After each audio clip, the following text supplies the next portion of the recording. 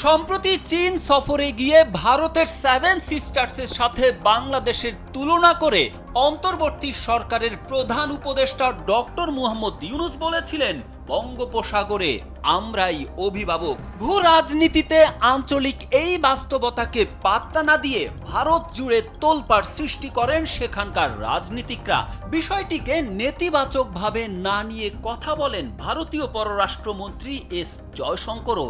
সমুদ্রে প্রবেশাধিকারে বাংলাদেশকে অভিভাবক হিসেবে না মেনে ভারতের স্থলবেষ্টিত উত্তর পূর্বাঞ্চলের নিরাপত্তায় নড়ে চড়ে বসে নয়াদিল্লি। বিশেষ করে চিকেন স্নেক নিয়ে আরো সতর্ক হয় ভারত। যমুনা ইলেকট্রনিক্স ঈদে ডাবল খুশি অফার সিজন 3, যে কোনো পণ্য কিনলেই পাচ্ছেন নিশ্চিত ঈদ উপহার। বাংলাদেশের উত্তর সীমান্তে সেভেন সিস্টার্সের ঢোকার সরু অংশ শিলিগুড়ি করিডর, যা চিকেন স্নেক নামে সমধিক পরিচিত। ভারতের পশ্চিমবঙ্গের শিলিগুড়ি শহরের চারপাশে অবস্থিত একটি বিস্তৃত ভূমি এই চিকেন স্নেক। 20 × 22 কিলোমিটার সংকীর্ণতম অংশে বিস্তৃত এই ভূ রাজনৈতিক এবং ভূ অর্থনৈতিক করিডোরটি মূলত উত্তর পূর্ব ভারতের 7টি রাজ্যকে ভারতের বাকি অংশের সঙ্গে সংযুক্ত করেছে। করিডোরের দুই পাশে নেপাল ও বাংলাদেশ এবং করিডোরের উত্তর প্রান্তে ভুটান অবস্থিত। সিকিম রাজ্যটি এর আগে করিডোরের উত্তর দিকে অবস্থিত ছিল, কিন্তু রাজনৈতিক মারপ্যাচে 1975 সালে ভারতের সঙ্গে একীভূত হয়।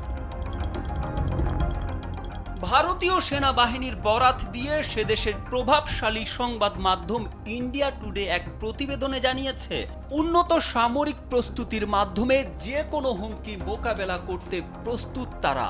করিডোরের কাছে সুকনায় সদর দপ্তর অবস্থিত ত্রিশক্তি কোরের, যা এই অঞ্চলের নিরাপত্তা নিশ্চিত করার ক্ষেত্রে গুরুত্বপূর্ণ ভূমিকা পালন করে। এই বাহিনী রাফায়েল যুদ্ধ বিমান, ব্রহ্মোস ক্ষেপণাস্ত্র এবং উন্নত বিমান প্রতিরক্ষা ব্যবস্থা সহ অত্যাধুনিক অস্ত্রশস্ত্রে সজ্জিত।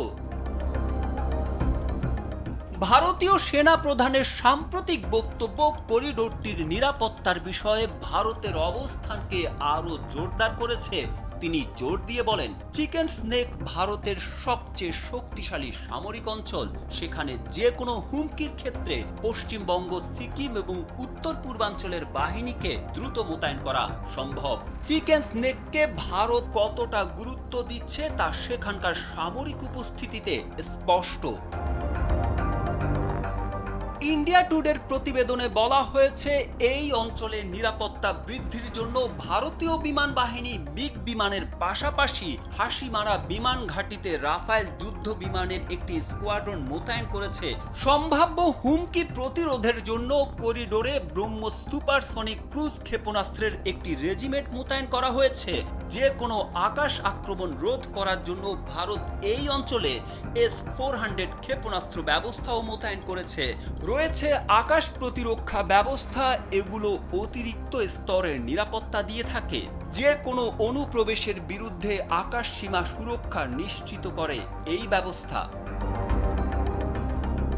এছাড়াও 3 বাহিনী সমন্বয়ে প্রায় যুদ্ধ মহড়া পরিচালনা করে ভারত, যার মধ্যে T-90 ট্যাঙ্কের সঙ্গে লাইভ ফায়ার মহড়াও অন্তর্ভুক্ত। অপারেশনাল প্রস্তুতি বাড়ানোর জন্য এ ধরনের কাজ নিয়মিত চলে। তারেক আহমেদ, কালবেলা।